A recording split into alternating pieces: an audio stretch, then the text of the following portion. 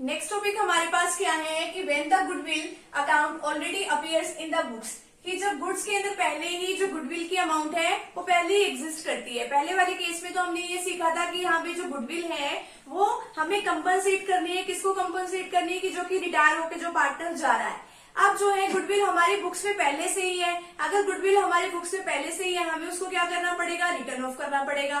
तो जो पार्टनर जा भी रहा है ना, तो उसको भी इसमें क्या करना पड़ेगी? अपनी पार्टिसिपेशन करनी पड़ेगी। हम उसको रिटर्न ऑफ कौन सी रेशियो में करते हैं? ओल्ड रेशियो के अंदर हम उसको कर देते हैं। तो इसका फॉर्मूला क्या है? All partners capital account debit to goodwill account. Admission of a partner में क्या हमने किया था कि जो ओल्ड पार्टनर्स थे उनकी कैपिटल अकाउंट को डेबिट करते थे टू गुडविल अकाउंट। लेकिन इसमें क्या आएगा?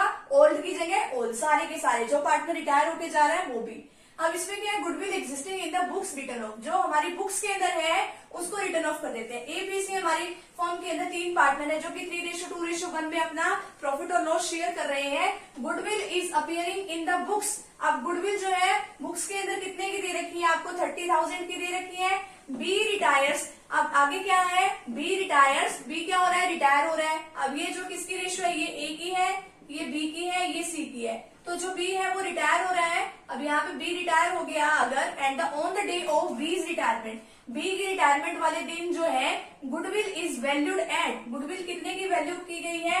90,000 की। ठीक है, अब गुडविल कितने की वैल्यू निकाली गई है? 90,000 की। ए और सी जो है इन्होंने डिसाइड किया है कि वो फ्यूचर में अपना प्रॉफिट और लॉस जो वो 3:2 में डिवाइड करेंगे। ठीक है, अब पहले तो क्या था? 3:2:1, ये किसकी थी? ए की, बी की और सी की। अब जो है बी रिटायर होके जा रहा है तो उन्होंने डिसाइड किया ए और सी ने कि हम अपनी जो न्यू प्रॉफिट शेयरिंग रेशियो वो 3:2 में डिस्कस मतलब बांट लेंगे आपस में। फॉर्मूला क्या होता है गेनिंग रेशियो निकालने का? New ratio minus old ratio. New ratio क्या है? ए की 3/5, 3 और 2 को ऐड कर देंगे, 3/5 आ गया, माइनस कर देंगे ओल्ड रेशियो। ओल्ड रेशियो क्या है? 3/6, यानी कि 3 + 2 + 1। ठीक है, 3/6 आ गए यहाँ पे।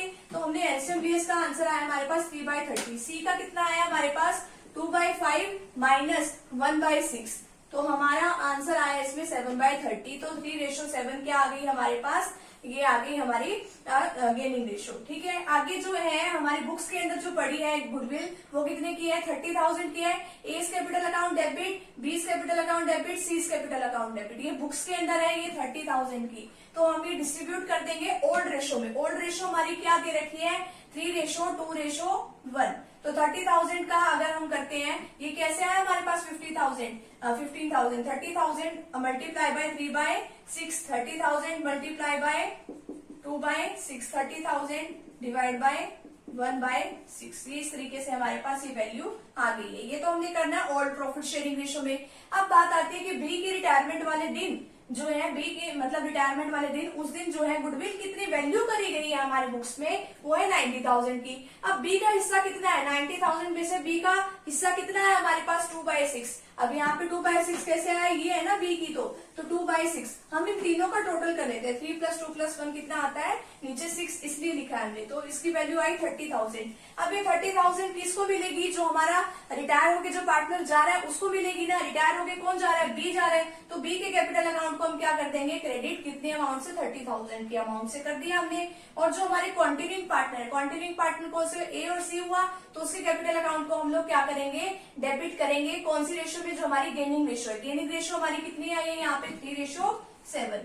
ठीक है, तो 30,000 मल्टीप्लाई बाय 3/10 किया हमने यहाँ पे। 30,000 मल्टीप्लाई बाय 3/10, 3/10 क्यों किया? 3 + 7 कितने होते हैं हमारे पास? 10 होते हैं। और अगर हम जो है वो तो हमारे पास आ गया 9,000, और अगर हम करते हैं 30,000 मल्टीप्लाई बाय 7/10 तो हमारे पास आ जाएगा 21,000। तो जो है ये इतना हिस्सा जो है इसको गुडविल के नाम का यहाँ पे देंगे। तो यहाँ तक आप फटाफट से स्क्रीनशॉट ले लीजिए।